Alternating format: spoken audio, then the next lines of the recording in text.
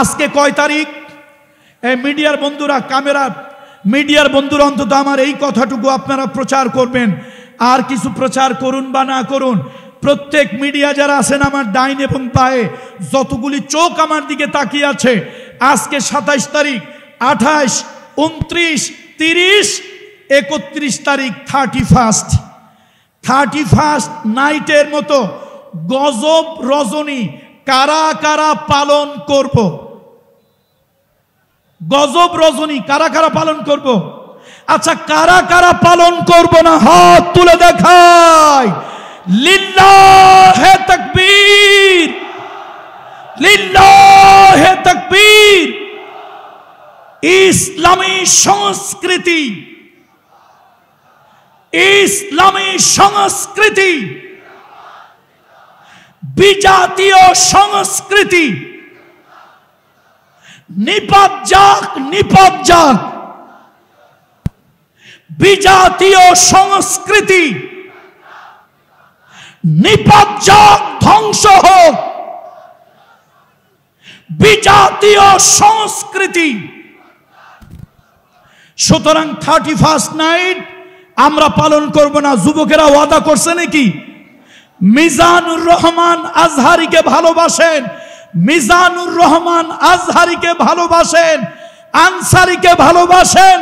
আজকের যেই যুবকেরা এসেছে ওয়াদা করতে হবে 31st নাইটের মতো বিজাতীয় কালচার আমরা পালন করব না। আর সর্বশেষ গভর্নমেন্টের গোয়েন্দা বাহিনী যারা আছেন, সরকারের প্রশাসনের গোয়েন্দা বাহিনী যারা আছেন, তাদের কাছে আমাদের মেসেজ, সচিবালয়ে কোন মির্জাফরেরা লুকিয়ে আছে ওই মির্জাফরদেরকে খুঁজে বের করে আইনের আওতায় আনতে হবে। সব মির্জাফরগুলোরে ভারতে পাঠিয়ে দিতে হবে। আল্লাহ আমাদের সকলের প্রতি রহম করুন। মানুষের জীবনের একটা বাস্তব সত্য হলো কুল্লু নাফসিন যায়িকাতুল মাউত। মৃত্যু হচ্ছে মানুষের জীবনের বাস্তব সত্য। মৃত্যু হচ্ছে মানুষের জীবনের ইউনিভার্সাল ট্রুথ। এই দুনিয়ায় টাকা পয়সা, বাড়ি গাড়ি, ধন দৌলতের মালিক হওয়া, ক্ষমতার মালিক হওয়া, এটাই দুনিয়ার সফলতা নয়। আল্লাহ তাআলা বলেন ফামান যুহজিহা আনিন নার ওয়া উদখিলাল জান্নাহ ফাকাদ ফাযা ওয়া মাল হায়াতুদ দুনিয়া ইল্লা মাতাউল গুরুর। আল্লাহ তাআলা বলেন মৃত্যুর পরে কিয়ামতের দিন মানুষের ভালো মন্দের প্রতিদান দেওয়া হবে। মৃত্যুর পরে কিয়ামতের দিন মানুষের ভালো মন্দের প্রতিদান দেওয়া হবে। যারা নাকি ভালো করবে, অথবা আল্লাহ তাআলা যাদেরকে জাহান্নাম থেকে পরিত্রাণ দিয়ে আল্লাহ তাআলা যাদেরকে জান্নাতমুখী করবেন, এবং আল্লাহ তাআলা যাদেরকে জাহান্নাম থেকে বাঁচিয়ে জান্নাত দান করবেন, ফাকাদ ফাযা, ওই মানুষগুলোই হলো প্রকৃত সফল। সুতরাং আখিরাতের জীবনের সফলতাই হলো আসল সফলতা। আখিরাতের জীবনের সফলতাই হলো মূল সফলতা। আখিরাতের জীবনের ব্যর্থতাই হলো জীবনের বড় ব্যর্থতা। যারা নাকি বামপন্থী, যারা নাকি নাস্তিক, তাদের কাছে দুনিয়াটা আসল, আর যারা ইমানদার মুমিন তাদের কাছে আখিরাতটাই আসল। কথা ঠিক কিনা? যারা বামপন্থী, যারা নাস্তিক, তাদের কথা হলো এই বেলা ভাই মদ খেয়ে নাও, কাল নিশীতের ভরসা কই, চাঁদনি জাগিবে যুগ যুগ ধরে, আমরা তো আর রব না সই, দুনিয়া কো মজা লে লো, দুনিয়া তোমারি হ্যায়। এই দুনিয়ার মজা নাও, এই দুনিয়ার আনন্দ নাও। সুতরাং যা ইচ্ছা তাই করো, ফুর্তি করো, আনন্দ করো, যা মনে লয় তাই খাও, যেখানে ইচ্ছা সেখানে যাও। এটা হলো যারা নাকি ভোগবাদী, দুনিয়াবাদী। আর যারা পরকালীন চিন্তা, পরকালের ভাবনা, আখেরাতের ভাবনা, আখেরাতের চিন্তা যাদের, তারা মনে করে এই দুনিয়াটাই আমার সব কিছু নয়, এই দুনিয়াটাই আমার সব কিছু নয়। দুনিয়াটা হলো আখেরাতের শুরু, দুনিয়াটা হলো পরকালের শুরু। সুতরাং সে আখেরাতের জন্য সব কিছু করে। ইন্না সলাতি ওয়া নুসুকি ওয়া মাহইয়ায়া ওয়া মামাতি লিল্লাহি রাব্বিল আলামিন। যারা নাকি আসলে আল্লাহ বিশ্বাসী, পরকালের চেতনায় বিশ্বাসী, তাদের নামাজ, তাদের রোজা, তাদের হজ, তাদের যাকাত, তাদের আন্দোলন, তাদের সংগঠন, তাদের রাজনীতি, তাদের মিছিল, তাদের মিটিং সব কিছু আল্লাহর জন্য হয়, পরকালকে কেন্দ্র করে, পরকালকে চিন্তা করে হয়। সুতরাং আমরা পরকালীর চিন্তা চেতনায় বিশ্বাসী। বলুন আমরা কোন চিন্তা চেতনায় বিশ্বাসী? আওয়াজ দিয়ে বলুন আমরা কোন চিন্তা চেতনায় বিশ্বাসী? আমরা পরকালীন চিন্তা চেতনায় বিশ্বাসী। সুতরাং আমাদের লক্ষ্য হলো পরকাল, টার্গেট হলো পরকাল। আর দুনিয়াও মাজরাতুল আখিরা, আর দুনিয়াও মাজরাতুল আখিরা। আখিরাতের ক্ষেত হলো দুনিয়া। আমরা এই দুনিয়ায় যা কিছু করব আখিরাতের জন্যই করব। রাজনীতি করব আখিরাতের জন্য করব, আন্দোলন করব আখিরাতের জন্য করব, মারপিট করব আখিরাতের জন্য করব, মৃত্যুবরণ করা লাগলে আখিরাতের জন্য মরব, বাঁচতে হলে আখিরাতের জন্য বাঁচব, অন্যায় সহ্য করতে হলে আখিরাতের জন্য সহ্য করতে হবে, জালিমের কণ্ঠ চেপে ধরতে হলে আখিরাতের জন্য ধরব। কথা ঠিক কিনা বলেন? সুতরাং আমাদের যা কিছু আখিরাত কেন্দ্রিক, আমাদের যা কিছু পরকাল কেন্দ্রিক। আমরা এই দুনিয়ার জন্যই সব কিছু করি না। আমরা কি দুনিয়ার জন্য সব কিছু করি? আমাদের সব কিছু আখিরাতমুখী হওয়া দরকার, আখিরাতের চিন্তাই হওয়া দরকার। আল্লাহ তাআলা সেই তৌফিক দান করুন। বলেন আল্লাহুম্মা আমিন, আল্লাহুম্মা আমিন। সব হইয়েন, তবে সালমান এফ রহমানের মতো প্রতারক হইয়েন না। দেখছেন বেটার মুখে কি সুন্দর দাড়ি। মানুষ 1 নম্বর 2 নম্বর 6 নম্বর যাই হোক, যদি প্রকৃত রসুলের সুন্নত, পরকালীন জীবনের চিন্তা আদর্শের কারণে নবীজির সুন্নত দাড়ি রাখতো, ফাঁসির মঞ্চেও যদি তাকে নেওয়া হতো, সে বলতো ফাঁসির রশি গলায় পড়তে রাজি আছি, নবীজির সুন্নত দাড়ি খুর দিতে রাজি নাই। ঠিক না? অথচ অবৈধ পয়সা বৈধ করে দেশ ছেড়ে পালানোর জন্য কি করছে? বাটপারে কি করছে? আরে কথা কয় না, বাটপারে কি করছে? কি সুন্দর বার্নিশ করছে না? মাশাআল্লাহ। আমার শিল্পী বলতেছে বার্নিশ করছে। তো আল্লাহ তাআলা এই জাতীয় বাটপারি করার নয়, আমাদেরকে যা কিছু করি প্রকৃত অর্থে পরকাল কেন্দ্রিক করার তৌফিক দান করুন। আমি আর কথা বাড়াবো না, বক্তা আসছে, আমি আর কথা বাড়াতে চাচ্ছি না। আমি দোয়া করছি মরহুম মাওলানা শহীদুল্লাহ সাহেবের জন্য, দোয়া করছি আমার স্নেহের শিল্পী নিয়ামতুল্লাহ নিজামীর জন্য। মাহফিলটা হওয়ার আগে তার ব্যাপারে অনেক নেগেটিভ কথাবার্তা অনেকে বলেছে। ভাই, মাঠে কাজ করতে নামলে ভুল ভ্রান্তি হতেই পারে। কাজ যারা করে না তার কোনো ভুল আছে? কাজ যারা করে না তার কি ভুল হয়?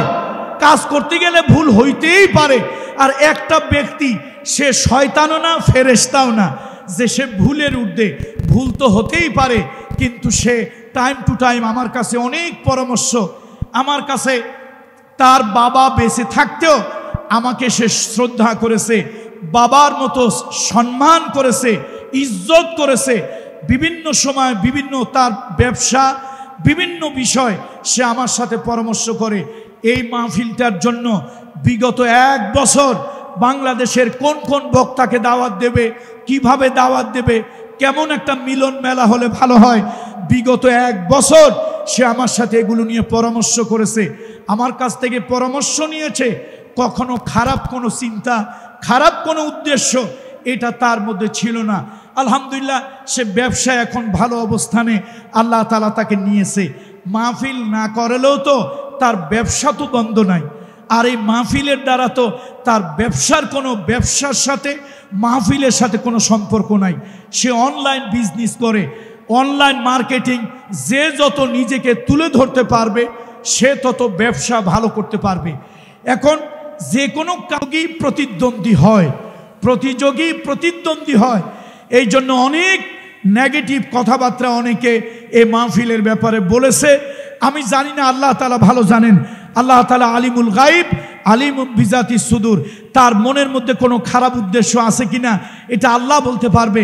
তবে আমার সাথে বিগত 12 মাস, গত মাহফিলের পর থেকে আল্লামা মামুনুল হক সাহেবকে দাওয়াত দেওয়া, মিজানুর রহমান আজহারি সাহেবকে দাওয়াত দেওয়া, যাদেরকে যাদেরকে দাওয়াত দেবে সকলের ব্যাপারে সে একাধিকবার অসংখ্যবার আমার সাথে পরামর্শ করেছে, আমার সহযোগিতা চেয়েছে, আমার সাথে পরামর্শ করে এই মাহফিলটা যেন সুন্দর হয় সে ব্যাপারে সে চেষ্টা করেছে। সুতরাং আমরা তার কষ্টের দিকটা দেখি, নেগেটিভ দিকটা দেখি না ভাই। কাজ করতে গেলে ভালো মন্দ হতেই পারে, কাজ করতে গেলে দুই একটা কাজ ভুল ভ্রান্তি হতেই পারে। সুতরাং কেউ যেন এই ভুল ভ্রান্তিগুলোকে বড় করে না দেখি, নেগেটিভ না দেখি। তার এই যে বিশাল আয়োজন সে করেছে এটা যেন অকৃতজ্ঞতা প্রকাশ না করি, আমরা বরং কৃতজ্ঞতা প্রকাশ করি। মাল্লাম ইয়াশকুরিন নাস ফালাম ইয়াশকুরিল্লাহ। আমরা দোয়া করি, নিয়ামতুল্লাহ নিজামীর জন্য দোয়া করি, আল্লাহ তাকে আগামীতে এর থেকেও বড় পরিসরে সুন্দর পিন পত্তন নিরাপত্তায় আমরা কথা বলবো, স্বাচ্ছন্দ্যে কথা বলবো। চট্টগ্রাম সমাজ কল্যাণ পরিষদের তফসির মাহফিলের মতো 5 লক্ষ জনতা একসাথে পিনপত্তন নিরাপত্তায় ওয়াজ শুনবে, বয়ান শুনবে, এরকম একটা পরিবেশের মাহফিল আগামী বছর যেন হয়। আমরা সেজন্য মনের থেকে, হৃদয় থেকে তার জন্য দোয়া করি, তার মরহুম পিতার জন্য দোয়া করি, তার সহযোগী যারা যারা আছেন আমার পাশেই বসে আছেন, সহযোগীরা যারা আমার পাশে আছেন, এলাকার যারা তাকে হেল্পিং হ্যান্ড হিসাবে সার্বিক সহযোগিতা করেছে, স্বেচ্ছাসেবক, নিরাপত্তার দায়িত্বে, বিশেষ করে এবছরের প্রশাসন। অন্যান্য বছর প্রশাসনের কাছে দৌড়াইতে দৌড়াইতে জুতার তলা ক্ষয় হয়ে যায়। এবছর আর্মি প্রশাসন, র্যাব প্রশাসন, পুলিশ প্রশাসন, সিভিল প্রশাসন সহযোগিতা, ডিসিএসপি আন্তরিকতার সাথে সবাই সহযোগিতা করেছে। আপনারা খুশি না বেজার? তাহলে তাদের জন্য দোয়া করবেন কিনা? আমার জাতির গর্ব, আমার দেশের গর্ব, আমার অহংকার, যারা কোনো দলের নয়, নির্দলীয় নিরপেক্ষ, আমার জাতির অহংকার সেনাবাহিনী, সেই সেনাবাহিনী পর্যন্ত আল্লাহর কোরআনের মাহফিল জনগণ যেন নিরাপত্তায় শুনতে পারে সেই ব্যবস্থা তারা আন্তরিকতার সাথে করেছে। বলেন আলহামদুলিল্লাহ। আমার দেশের সেনাবাহিনী, আমার দেশের র্যাব, আমার দেশের পুলিশ আসলে তারা চেষ্টা করে, কিন্তু বিশেষ কিছু নেতা আর নেতাদের সামসা কিছু হাতা, বিশেষ কিছু নেতা আর নেতার কিছু সামসা হাতা, এই নেতা আর হাতাদের কারণে এদেশের প্রশাসনের অনেক লোকেরা ভালো মতো জাতির সেবা করতে চাইলেও তারা পারে না, তাদেরকে সেই সুযোগ দেওয়া হয় না। আগামীতে প্রশাসন দলীয়করণ হোক আমরা চাই না, আমরা চাই আমার দেশের প্রশাসন নিরপেক্ষ থাক। প্রশাসন রাষ্ট্রের হবে, প্রশাসন জনগণের হবে, ঠিক কিনা বলেন? প্রশাসন রাষ্ট্রের হবে, প্রশাসন জনতার হবে, প্রশাসন কিছু বিশেষ দলীয় হবে না, বিশেষ দলের লোকদের হবে না। আল্লাহ তাআলা এই মাহফিলটাকে কবুল করে নিন, এই মাহফিলটাকে ময়দানে মহাশরে এলাকাবাসীর নাজাতের জরিয়া বানিয়ে দিন।